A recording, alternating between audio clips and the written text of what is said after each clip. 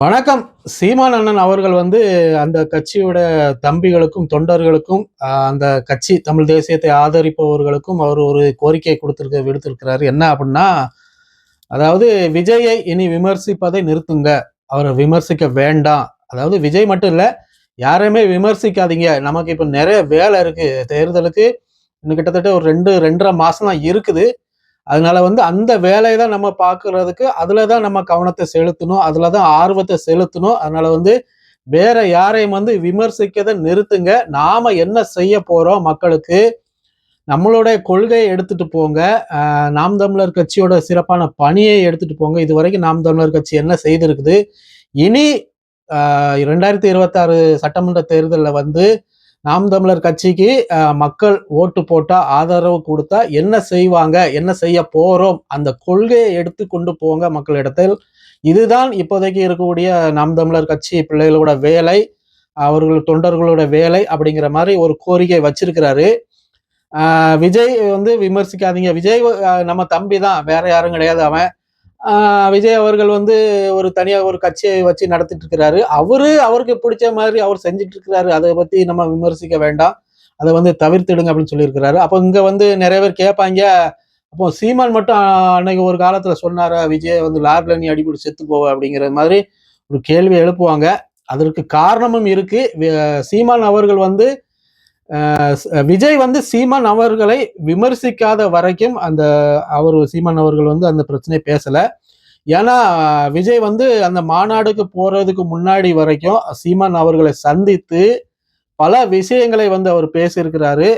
நிறைய அறிவுரை கொடுக்கப்பட்டிருக்கு விஜய் அவர்களுக்கு. அவரு சீமான் அண்ணனே சொல்லியிருக்கிறாரு, வாங்க நாமளும் ஏடிஎம்கேயும் சேர்ந்து 3 கட்சியும் சேர்ந்து திமுகவை ஒழிச்சு கட்டும் அப்படிங்கிற மாதிரி விஜய் ஒரு ஐடியா கொடுத்ததாகவும், சீமான் அண்ணன் அதுக்கு மறுப்பு தெரிவித்ததாகவும் சீமான் அண்ணனே சொல்லியிருக்கிறாப்புல. அப்ப இப்படி நிறைய விஷயங்கள் அவர்களுக்குள்ள பகிர்ந்து கொண்டிருக்கிறாங்க.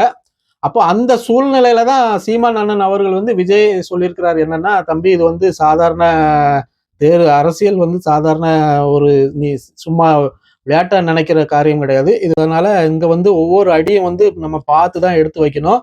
கொஞ்சம் மிஸ் ஆனாலும் நம்ம மாட்டிக்குவோம் அப்படிங்கிற மாதிரி ஒரு அறிவுரை சொன்ன மாதிரி, அதாவது தம்பிக்கு ஒரு அறிவுரை சொன்ன மாதிரி சீமான் அவர்கள் சொல்லியிருந்தாப்புல. இந்த விஜய் அவர்கள் என்ன பண்ணாரு அப்படின்னா, அதை அப்படியே மேடையில போய் ஒப்பிச்சிட்டாரு. இந்த மாதிரி கிண்டல் பண்ணி வேற அவர் பேசிட்டாரு. கத்தி பேசுறதுக்குலாம் நம்மளால முடியாது, நம்ம ஸ்ட்ரெயிட்டா பாயிண்ட் தான் வரணும், கத்திலாம் பேசுறது அதெல்லாம் நல்லா இருக்காது, வைக்காது அப்படின்ட்டு எனக்கு அட்வைஸ் வேற வழங்குறாங்க. இந்த மாதிரி முதல்ல பூச்சி பூரா அப்படிங்கிற மாதிரி அட்வைஸ் வழங்குறாங்க அப்படின்னு ஒரு கிண்டல் கேலியாட்டு தான் அவர் பேசினாரு அந்த மேடையில விஜய் அவர்கள். அப்போ நம்ம ஒரு கருத்தை சொல்லியிருக்கிறோம், ஒரு ஒரு அன்பால ஒரு பாசத்தால நம்ம தம்பி அப்படிங்கிற முறையில நம்ம சொல்லியிருக்கிறோமே, இதே ஒரு கிண்டல் பண்ணி நம்மளையே கேலி பண்ணி பேசியிருக்கிறான மேடையில அப்படிங்கிற ஒரு கோவத்துலதான் அந்த இடத்துல விஜய் சீமான் அவர்கள் விஜய் விமர்சிச்சாரு. ஒண்ணு, அதாவது விஜய் என்ன சொன்னாரு, தமிழ் தேசியமும் திராவிடமும் எங்களுக்கு வேணும், 2 கண்கள் தான் சொன்னார் இல்லையா. அதற்கு எதிர்மறையாதான் சீமான் அவர்கள் சொன்னாரு. அதாவது கருவாட்டு குழம்புன்னு சொல்லு, இல்லைன்னா சாம்பார்னு சொல்லு. கருவாட்டு சாம்பார்னு அப்படி சொல்லாத, ஒண்ணு இந்த பக்கம் நெல்லு ரோட்ல, இல்லைன்னா அந்த பக்கம் நெல்லு, நடுவில் நின்னா லாரியில அடிச்சு போயிட்டு செத்து போவ அப்படின்னு தான் சொன்னாரு. அந்த விமர்சனம் தான். அதற்கு பிறகு பெருசாட்டு அதோட முடிஞ்சு. அதற்கு பிறகு விஜய் இன்னைக்கு வரைக்கும் வாயே திறக்கல சீமான் அவர்களை பத்தி. ஏன்னா திறந்தாக்கி நஷ்டம் நமக்கு தான் அப்படின்னு அவருக்கு நல்லாவே தெரியும். இதுல பல அரசியல் சூழ்ச்சிகளும் இருக்குது. சீமான் அவர்களை தொடர்ந்து விமர்சித்தால் அது சீமான் அவர்களுக்கே சாதகமாட்டு மாறிவிடும் என்ற காரணத்தினால அவங்க விமர்சிக்காம இருக்கிறாங்க. இப்போ விஜய் திமுகவை கடுமையாட்டு விமர்சிக்கிறார் அப்படித்தானா. அப்போ திமுகவும் உடனே விஜய் சொன்ன உடனே பதிலடி கொடுப்பாங்க. அப்போ 2 பேருமே மாறி மாறி பேசிக்கிறாங்க. 2 பேரும் மாறி மாறி பேசிக்கிறது அவங்களுக்குள்ளதான் லாபம். புரியுதா? அவங்களுக்குள்ளதான் லாபம். அப்போ சீமான் அவர்களும் திமுகவையும் கடுமையாட்டு விமர்சித்தான் பேசிட்டு இருக்கிறாங்க. ஆனா இன்னைக்கு இருக்கிற முதலமைச்சர் ஐயா ஸ்டாலின் அவர்கள் ஒரு வார்த்தை கூட சீமான் அவர்களை விமர்சித்து பேச மாட்டார். ஏன்னா பேசுனா சீமான் அவர்களை அவருடைய வாயால இருந்து அந்த வார்த்தை விழுந்துட்டாலே பல பேருக்கு இன்னும் சீமான் அவர்கள் யாருன்னு தெரியாம இருக்குது. அது உண்மைதான், நம்ம ஏத்துக்கணும். அந்த அவர்களிடம் போய் சேர்ந்து விடும். யார் இந்த சீமான் அப்படிங்கிற ஒரு அந்த தேடுதல் அவர்களிடம் போய் சேர்ந்து விடும். அதை வந்து நாமளே உருவாக்கி கொடுத்து விடக்கூடாது என்ற காரணத்துக்காக தான் ஸ்டாலின் அவர்கள் வந்து சீமானை வந்து விமர்சிக்க மாட்டாங்க. சைலண்ட் கில் அப்படின்னு சொல்லுவாங்க இல்லையா, அந்த வேலையை வந்து திமுக கட்சிக்காரங்க பார்த்துட்டு இருக்கிறாங்க. அப்போ இப்போ சீமான் அவர்கள் சொல்லிட்டாங்க, சரி இனி வந்து இதுவரைக்கும் விமர்சித்ததெல்லாம் போதும், இது அதெல்லாம் கடந்து போயிருங்க, இனி நம்ம கட்சி வேலையை பார்ப்போம், தேர்தல் வேலையை பார்ப்போம், இன்னும் 2.5 மாசம் தான் இருக்கு, அதுக்குண்டான வேலை செய்வோம் அப்படின்னு சொல்லி ஒரு அன்பான கட்டளையை கொடுத்திருக்கிறாப்புல சீமான் அவர்கள். இப்போ அடுத்த மாசம் 21ஆம் தேதி திருச்சியில பிரம்மாண்டமான மாநாடு நடக்க இருக்குது இல்லையா, அந்த வேலையிலும் சிறப்பாக செய்யணும் அப்படிங்கிற மாதிரி சிறப்பாக எடுத்து கொண்டு போனோம். யாருமே இது வரைக்கும் அப்படி ஒரு மாநாடு நடத்திருக்க கூடாது அப்படிங்கிற அந்த அந்த ஒரு ஏற்பாடு நம்ம செய்து ஒரு வியக்கத்தக்க முறையில நம்ம செய்யணும் அப்படிங்கிற மாதிரி அவர் ஒரு கருத்தை சொல்லியிருக்கிறாரு.